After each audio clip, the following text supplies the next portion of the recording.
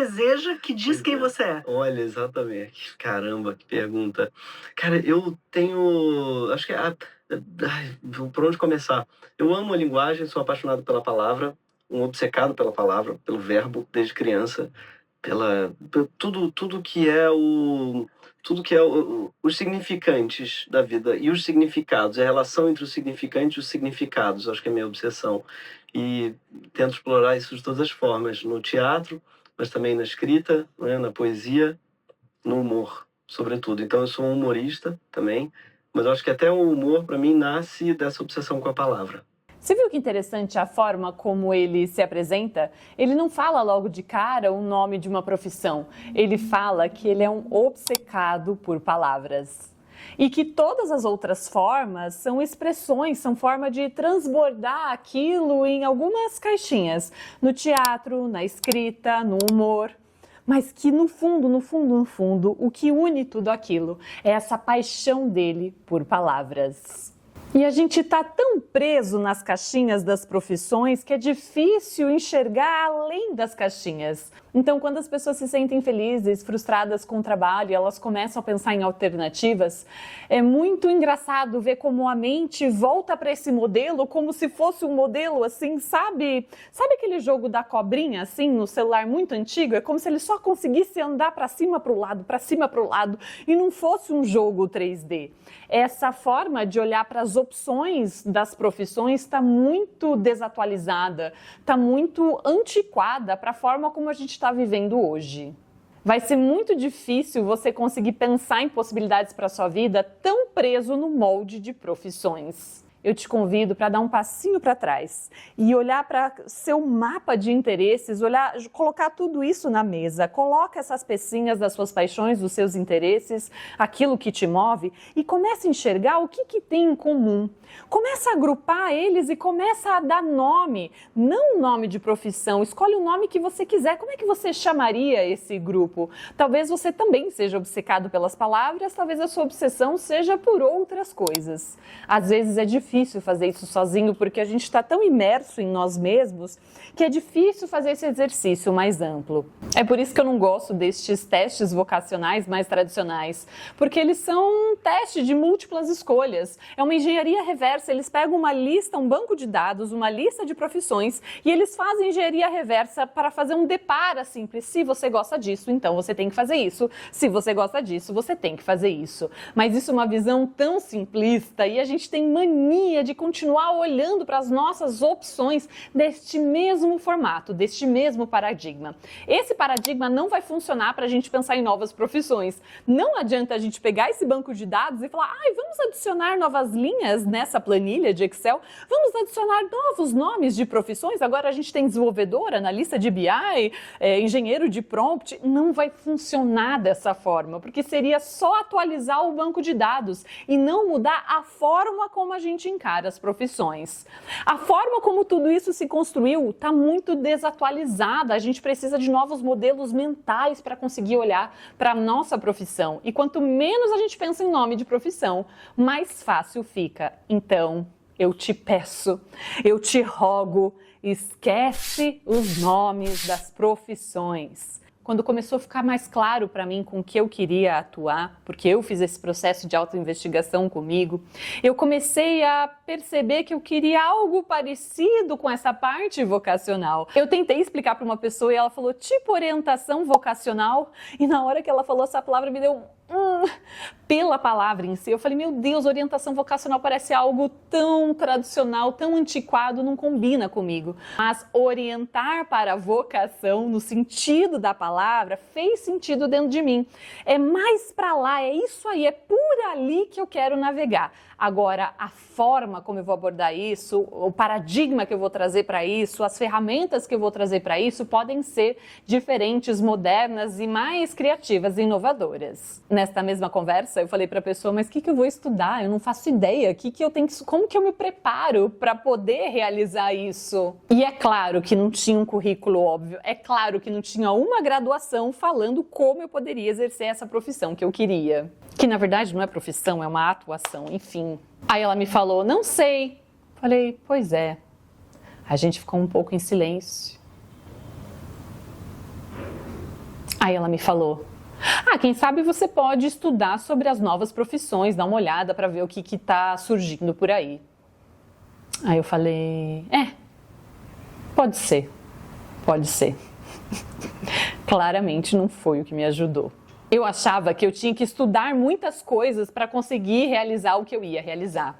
Mas depois de alguns anos fazendo isso, hoje eu posso te contar que, na verdade, o que mais me ajudou foi um treino de olhar. Foi mudar a minha percepção e oferecer a minha percepção para outras pessoas. Ou seja, era muito mais abstrato, muito mais subjetivo do que um livro e uma formação. E hoje eu vou te ensinar qual é o olhar que você tem que trazer para conseguir pensar nessa parte vocacional, mas considerando as novas profissões, novas possibilidades, modelos mais modernos. A gente precisa de um treino de olhar. A gente precisa de um olhar neutro. Neutro, 100% é impossível, mas a gente vai treinar aqui para trazer o olhar mais neutro possível. Neutro porque a gente carrega tantos vieses sobre quais são profissões boas e ruins, o que dá certo, o que não dá certo, o que dá dinheiro, o que não dá dinheiro, o que pode, o que não pode, o que é bom e o que é ruim, que isso vai colocando tanta regra que vai limitando a nossa visão vai ficando muito limitada. E aqui a gente precisa de um olhar expandido, um olhar de possibilidades onde tudo é possível. Vai ter uma etapa lá na frente que a gente vai pensar em viabilidade, não faz parte desse começo da identificação dos interesses. Aqui na identificação dos interesses, a gente não vai cortar nada para fora. Então, o olhar neutro é um olhar acolhedor, é um olhar que vai trazer a possibilidade de que isso também é possível. Sim, pode trazer. Não se aveste, traga isso aqui. Isso também é informação. Um olhar que vai acolher ao invés de ficar censurando logo de cara.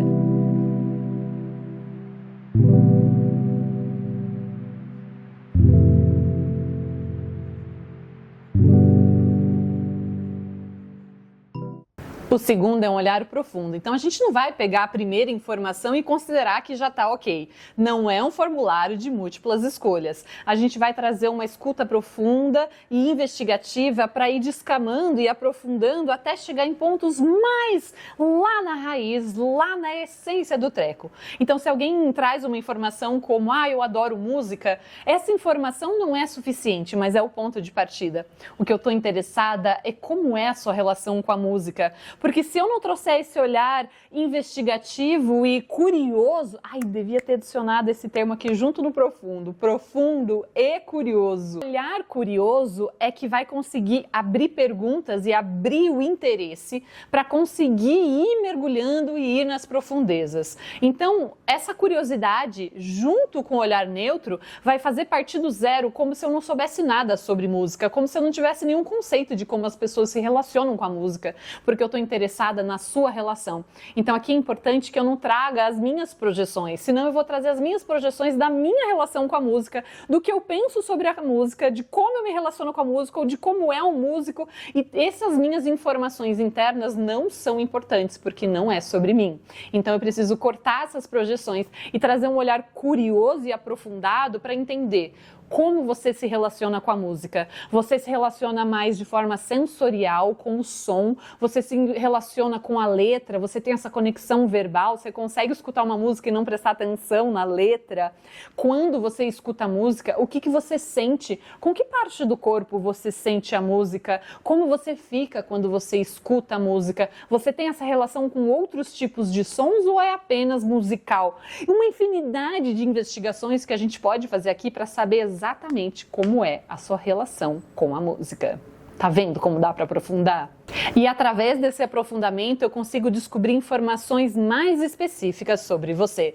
Então tem algumas pessoas que vêm com pouca informação, elas têm pouco repertório sobre os seus próprios gostos e interesses. Normalmente são pessoas que estão muito tempo no mundo corporativo, ou não tanto assim, mas que são condicionadas com essa visão carreirista. Então as pessoas que já entraram no mercado de trabalho, já foram para uma empresa, elas normalmente aprenderam a pensar sobre a sua carreira de forma carreirista, ou seja, olhando para fora. Então ela foi atrofiando esse olhar de perceber ela, de perceber os seus gostos, os seus desejos, como ela se sente realizando as coisas. Então, para a gente pensar em vocação, a gente precisa cortar esses olhares externos de início e olhar para dentro, olhar para quem eu sou, para minha identidade, para os meus interesses. Não tem como a gente fingir interesse, gente. Você pode achar que uma coisa é chique, elegante, mas se você não tiver interesse, olha, a gente consegue desmascarar isso facinho, porque não tem conexão, não tem coisa orgânica ali, sabe? Você vai falar, eu adoro aquilo, mas você não se relaciona com aquilo. É muito fácil ver quando alguém se interessa por algo, a pessoa se abre, o olho dela brilha, ela fica até mais espontânea, ela perde assim um pouco, sabe, do protocolo.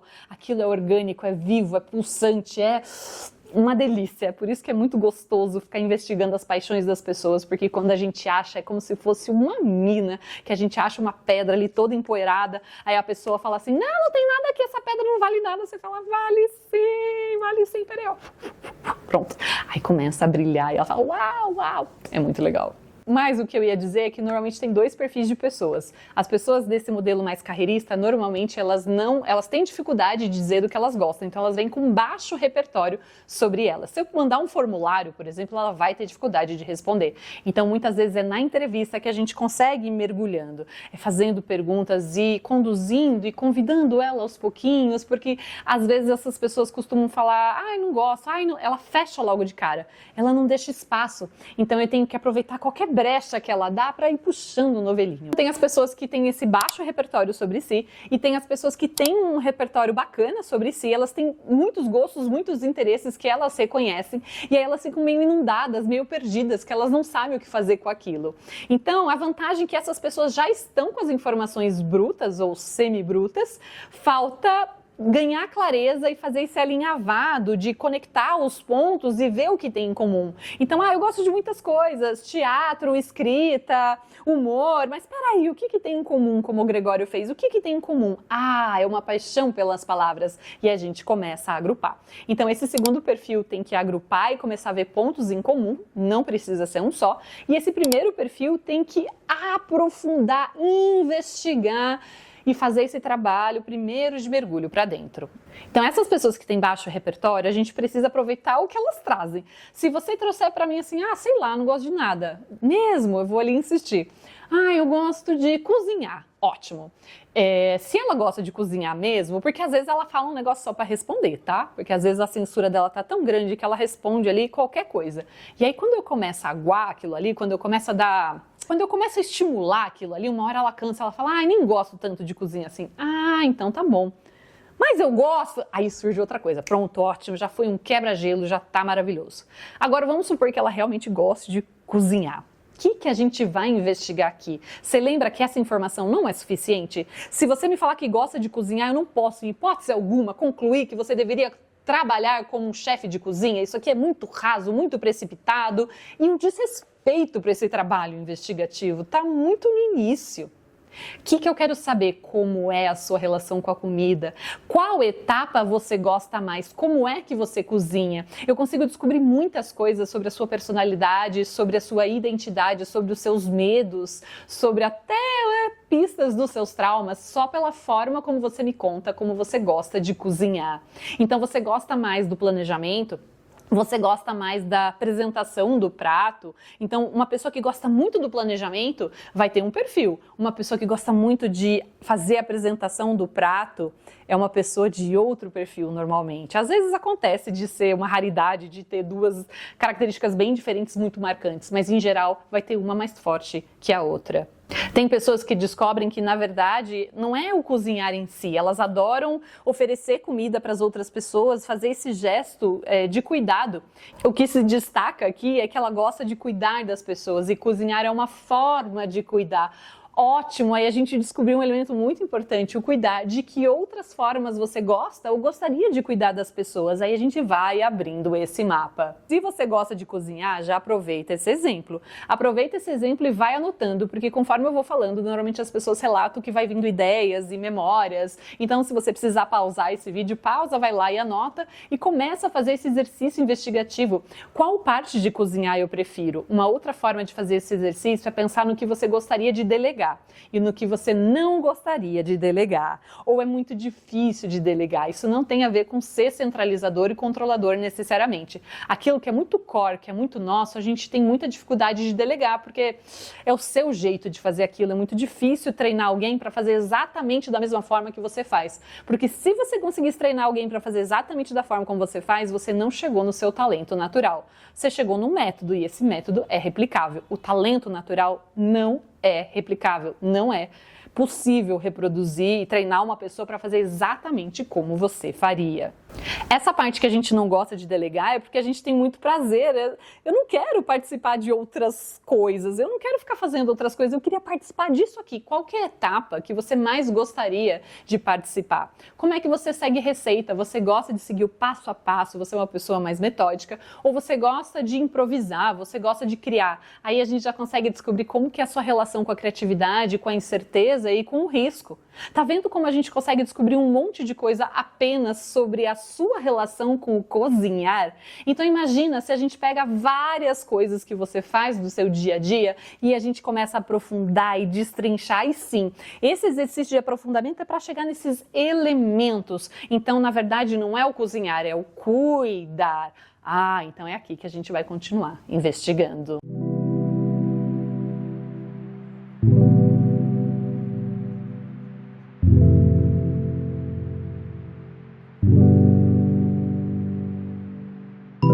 O terceiro ponto é um olhar criativo, porque depois que a gente tiver esses elementos, a gente vai começar então a cruzar, a conectar e a criar possibilidades. Então uma pessoa muito presa às formas de se trabalhar, aos nomes das profissões, ela não vai pensar em coisas além desse beabá de profissões. A gente precisa pensar aqui em coisas mais criativas, inovadoras, nomes diferentes, abstrações. A gente precisa desse olhar mais abstrato para conseguir fazer essas abstrações, brincar com as possibilidades de forma mais livre. Então, se você tem dificuldade de trazer esse olhar criativo, pede ajuda para uma pessoa que é mais criativa. Tenho certeza que você vai lembrar de alguém, de uma pessoa que viaja com facilidade, que consegue inventar nome para as coisas, que dá nome para tudo, que cria narrativas. Pede ajuda para essa pessoa para conseguir enxergar de uma forma mais criativa algo que você está ali batendo cabeça e não enxergou direito.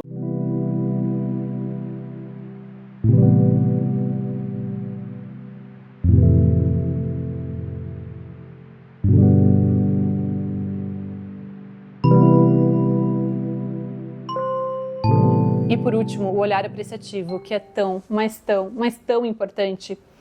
Se a gente tem preconceito, se a gente tem julgamentos com relação a alguns elementos, algumas características, isso acontece muito fortemente na parte de identidade. Então é muito comum ver uma pessoa que descobre um elemento da sua identidade e ela se assusta e ela fica muito mal e ela nega. Isso quando ela se permite olhar para aquilo, porque normalmente ela fica na defensiva. Por quê? Você não vai querer desejar ter uma característica que você aprendeu que era ruim. Você não quer descobrir que você ficou com um jogo de cartas que não é bom, que é fraco. Mas tudo isso é um equívoco. Você foi aprendendo com outras pessoas que aquelas características eram ruins, mas não existe isso em termos de identidade. Se você conseguir pegar a sua identidade e entender qual é o potencial dela, ninguém te segura. Mas para isso você precisa fazer as pazes e limpar os julgamentos equivocados que você foi aprendendo. Isso é muito comum quando alguém descobre que é introvertido. É muito comum na nossa sociedade a gente dar maior valor para a extroversão, de associar a extroversão a sucesso. Então é claro que uma pessoa que é ambiciosa, que deseja ter sucesso, quando descobre que é introvertida, ela vai se sentir mal, ela não vai querer ser introvertida. É como se ela estivesse perdendo o jogo. Mas isso não é verdade. A forma como ela vai encontrar sucesso pode ser diferente, mas existe muita potência quando ela se apropria da sua característica. E tem um outro olhar mais profundo aqui, que eu acredito que você não veio à toa com as suas características. As suas características, elas vieram sob medida para você realizar a sua missão, o seu propósito aqui. Então não existe característica natural sua que deva ser negligenciada, negada. Quanto mais você nega a sua natureza, mais você perde força. E você não vai conseguir ser um outro perfil. Você pode tentar, você pode estar nesse momento agora, mas existe uma coisa tão linda, tão linda, tão linda, que é quando alguém consegue ver ver beleza nas suas características, entender, trazer esse olhar apreciativo e falar, caraca, eu sou isso, olha que incrível que isso pode ser. Aí sim a pessoa se abre para uma jornada de desenvolvimento, mas você não vai conseguir se desenvolver se você não se apropriar daquilo, se você não assumir para você que você é aquilo mesmo. Esse é um momento para mim muito especial, que a gente consegue olhar para a nossa própria natureza com maior apreciação e até com amor. Só que para a gente conseguir considerar essas características e esses elementos e essas possibilidades, lembra, eu não posso ter trava, eu não posso ter nada limitando. Então, se você tem julgamentos sobre aquilo, você não vai conseguir nem se ajudar, nem ajudar outras pessoas. É por isso que, às vezes, ouvir opiniões de outras pessoas com relação ao que a gente pode fazer de profissão, de transição de carreira, deixa a gente tão desanimado. Eu vejo todos os dias as pessoas ficando desanimadas, porque as pessoas trazem muitos medos, muitos julgamentos, aí a pessoa vai ficando amedrontada. Então, para a gente conseguir ajudar alguém para ter esse olhar vocacional, a gente precisa trazer um olhar apreciativo. E aqui não é fácil, né? Porque eu preciso limpar todos os julgamentos que eu tenho com relação a cada característica. Então aqui é um trabalhão um pouco maior. Na verdade, esses 4 parecem muito simples, mas na verdade para a gente conseguir trazer esse olhar é muita limpeza, é bastante trabalho, mas é um trabalho subjetivo, é um treino de olhar, é como se fosse um limpar de lentes para que eu consiga enxergar o outro com mais clareza. Quanto menos preconceito você tiver sobre as profissões, sobre as características, sobre as personalidades, mais você também vai conseguir ajudar as pessoas à sua volta, os seus amigos, as pessoas que você gosta, a se enxergarem com clareza e com apreciação. Acho que deu por hoje. Queria transmitir para você esse olhar para a gente conseguir atualizar as nossas lentes, para conseguir pensar em novas profissões. E espero que ele tenha te ajudado a abrir a sua mente para múltiplas possibilidades, que você solte essas amarras e consiga se olhar com maior clareza. É isso por hoje e até o próximo vídeo.